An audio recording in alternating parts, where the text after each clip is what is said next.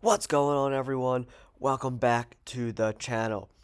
In today's episode, we're going to be discussing my favorite predictions, some preliminary bets. I don't really like to make my bets until later in the week around Friday so I can see the weigh-in, see how these guys are looking, guys and gals are looking on the scale. But I'll give you some what I'm looking at, maybe putting some cash on as the week moves forward. Okay, let's start out with the first fight of the main card of this UFC fight night, Blaydes versus Pavlovich. This is actually maybe my favorite fight of the night. Jeremiah Wells, the David Gracie black belt in Brazilian Jiu-Jitsu, versus Matthew Semelsberger. Semelsberger has a huge right hand. He's really long and rangy and tall for the division. But Jeremiah Wells has a crazy left hook that literally knocks people into other dimensions. Jeremiah Wells is currently 11-2. He's a winner of his last 5 fights in a row, and Matt Semelsberger comes in at 11-4. I do like that Semelsberger has a little bit of youth on his side, but for 5'9", Jeremiah Wells has an extremely long reach for a guy that's almost, 4 inches taller than him.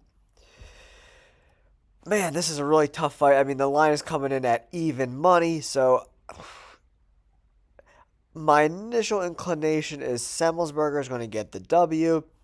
He's the rangier fighter. He's got a lot of power. I think he's going to be hard for Jeremiah Wells to get inside of him. But Wells is a black belt under the Gracie family, so if he does get Semelsberger down to the ground, he might be able to get his back and get the submission.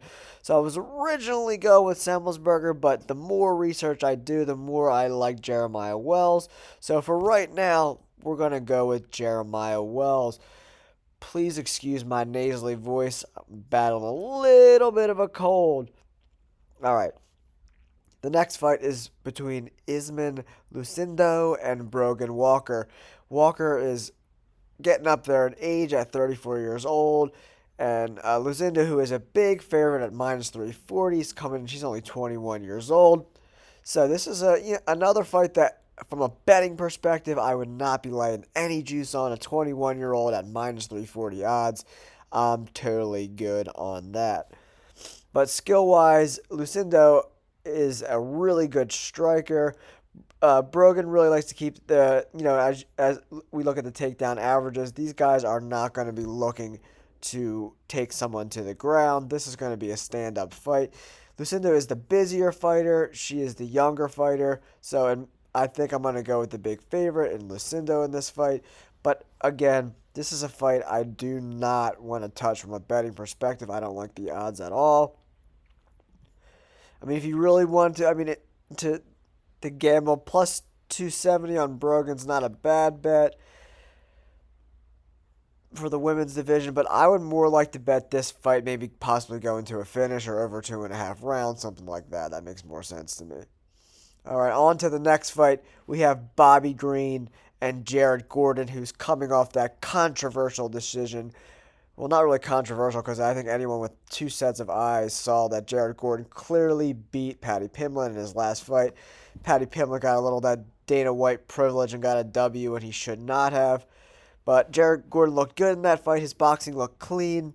But Paddy Pimblett's boxing is not as efficient as Bobby Green's is. Bobby Green's boxing is a lot more smooth, a lot more straight punches. Paddy Pimblett likes to loop his punches. That's why Jared Gordon was able to counter with that left hook all day long and catch Paddy for the duration of the fight. They're both a little up there in age. Bobby Green's going to be 36, so I'm wondering, is age going to start to catch up with Bobby Green? Is his boxing not going to be as smooth? Because he just got KO'd by Drew Dober. He was getting the better of that fight until he got clipped. But Drew Dober is a very durable guy and cracked him and, flatlined Bobby Green, who's someone who particularly, for the most part, has a pretty good chin. Jared Gordon is currently 19-6 in his professional career. If Jared Gordon wants to make another run at the lightweight division, he's going to have to beat Bobby Green. But I think Bobby Green's boxing is going to be too smooth. He's going to be the better fighter. I don't think Jared Gordon has enough power like Drew Dober to put him away, so I'm definitely going to go with Bobby Green in this fight. I like him to get the W. All right, the next fight, the co-main event of the evening, Brad Tavares versus Bruno Silva. Bruno Silva is coming off a KO loss to Gerald Meerschaert, who is not necessarily known for his KO power, which is a little strange, considering the fight before that he took Alex Pereira to a decision. So he's quite the anomaly as a fighter. He's not, I think Brad Tavares should win this fight. He is the better all-around fighter. He's fought better competition for the most part. But Brad Tavares is I win one, I lose one, I win two, I lose one, I win one, I lose one. He has never been able to put together a winning streak in the UFC. If we go over to his page, you could see right here, let's go to, bear with me here, guys. Let's go to Brad Tavares. Let's go see all. And, for the most part, in the UFC, he put a nice little stretch together here, but I mean, against guys that, aren't the upper echelon in competition, but he was like thrown to the wolves early, fighting Yoel Romero all the way back in 2014. Then he lost to Izzy. He lost it to Edmund Shabazian, who hasn't been that too good of lately. And then he won two and then lost one to Duplessis, who has actually, fought pretty well as of late. But I'm still not completely sold on Dricus. I think if he fights Izzy, Izzy is going to wipe the floor with him, to be completely honest. But this should be a really good fight. But I think Tavares is going to come out victorious. Absolutely in this fight. They're both these guys are getting up there in age. It seems like the UFC has a quite the aging roster. I think they have about I think they could definitely get rid of 10% of their roster in the UFC, and one wouldn't even notice. But with the ESPN deal, they have to put on fights every week, so their roster is a little bloated right now. All right, then we get to the main event of the evening, which should be a ton of fun.